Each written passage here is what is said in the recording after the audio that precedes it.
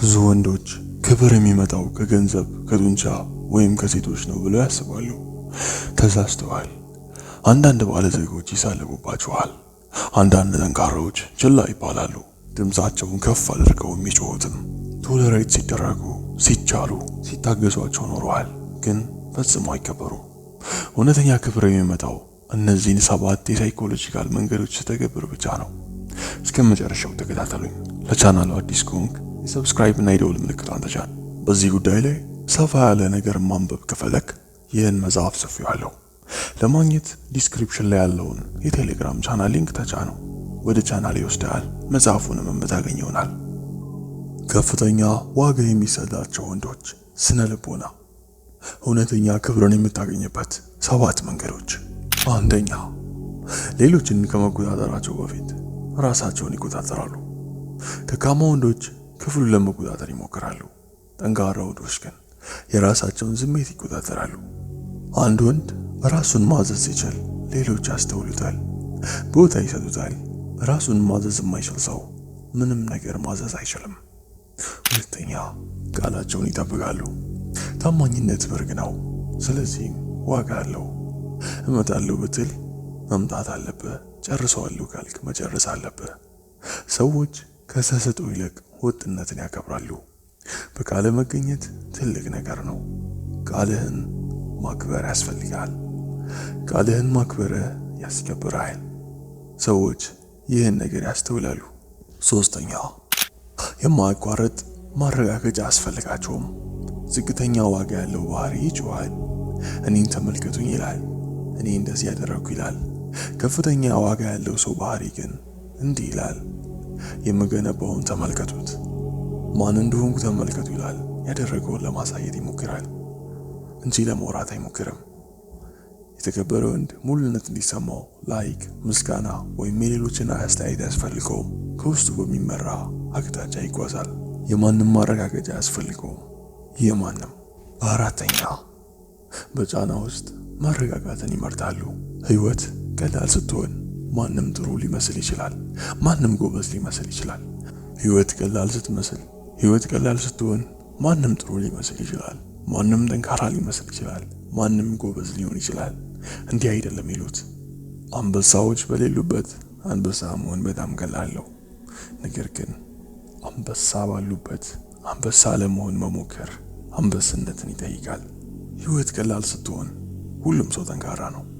ነገር ግን ትርምሱ ሲመጣ፣ ሁካታው ሲመጣ፣ ፈተናው ሲመጣ፣ ለምሳሌ የገንዘብ ችግር፣ የፍቅር መለያየት፣ ግጭት፣ ጫና የመሳሰሉት ነገር ጫና ሲፈጥርበት ከፍተኛ ዋጋ ያለው ወንድ የበለጠ ይረጋጋል።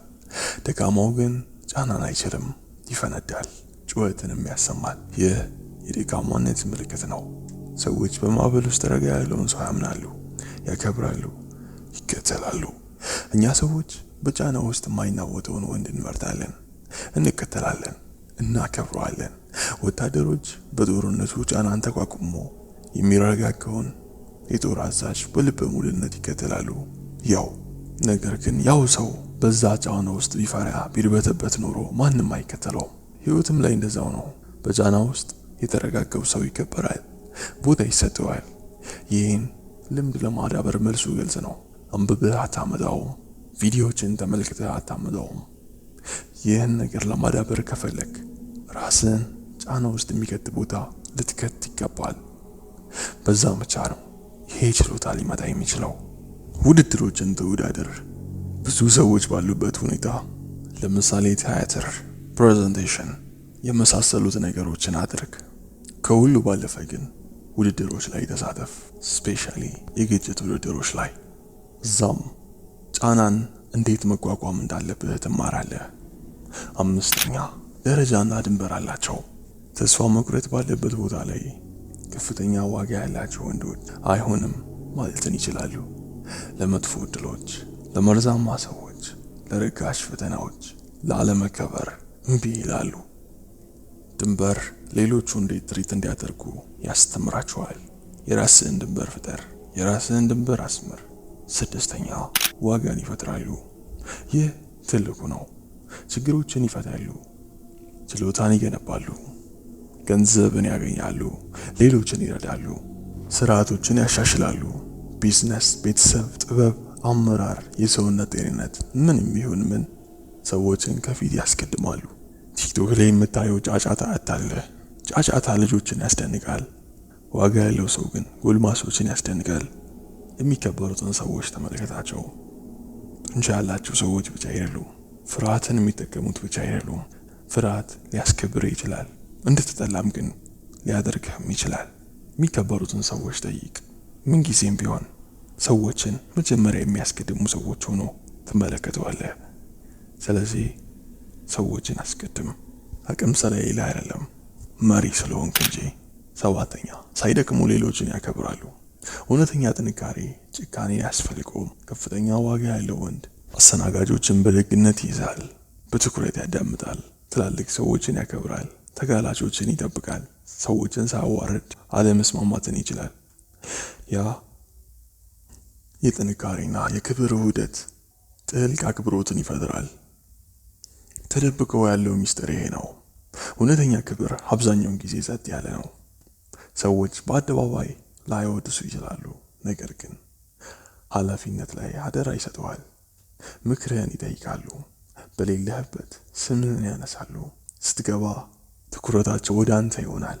ይህ እውነተኛ ክብር ነው። ይህ ትክክለኛም ክብር ነው። ዛሬውኑ መጀመር ከፈለክ እነዚህ 3 ቅደም ተከተሎች አድርግ። የገባውን ቃል ጠብቅ። በጸጥታውን ችሎታን በየቀኑ አሻሽል። ይህን ለ6 ወራት አድርግ።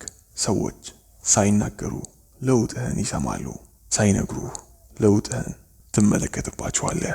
ተለወጥክ ሳይሉ እንደተለወጥክ ያሳዩዋል። በንግግር አይደለም፣ ፊታቸው ላይ ትመለከተዋለህ። ንጉሥ ነኝ ብሎ ራስን መጥራት ንጉሥ እንዳልሆነ ማሳያ ነው። ንግስናህን እነሱ ናቸው የሚመሰክሩልህ። የነገርኩህን ብቻ አድርግ። እመነኝ፣ ራስን የሚከበር ሰውነት ታገኘዋለህ። ይህ ሀበሻን አስለው ምንጊዜም ቢሆን እውነትና ምክንያታዊነት። የቴሌግራም ቻናላችን ዲስክሪፕሽን ላይ አስቀምጬዋለሁ። ብዙ መጽሐፍቶች ይቀመጣሉ። ታሪኮች፣ ምክሮች፣ ሐሳቦች፣ ፍልስፍናዎች ቀን በቀን የሚደርሳችሁ ይሆናል። ጀስት የቴሌግራም ቻናላችንን ብቻ ጆይን በሉት። ነፃ ፒዲኤፎች አሉ። ሐሳቦች ቀን በቀን የሚደርሳችሁ ይሆናል። አሁኑኑ ሊንኩን ዲስክሪፕሽን ላይ አስቀምጬዋለሁ። ገብታችሁ ጆይን በሉት። አዘጋጅና አቅራቢ ታናሹ እስክንድር ነበርኩ። በቀጣይ ቪዲዮ እስከምንገናኝ ቸር ቆዩልኝ።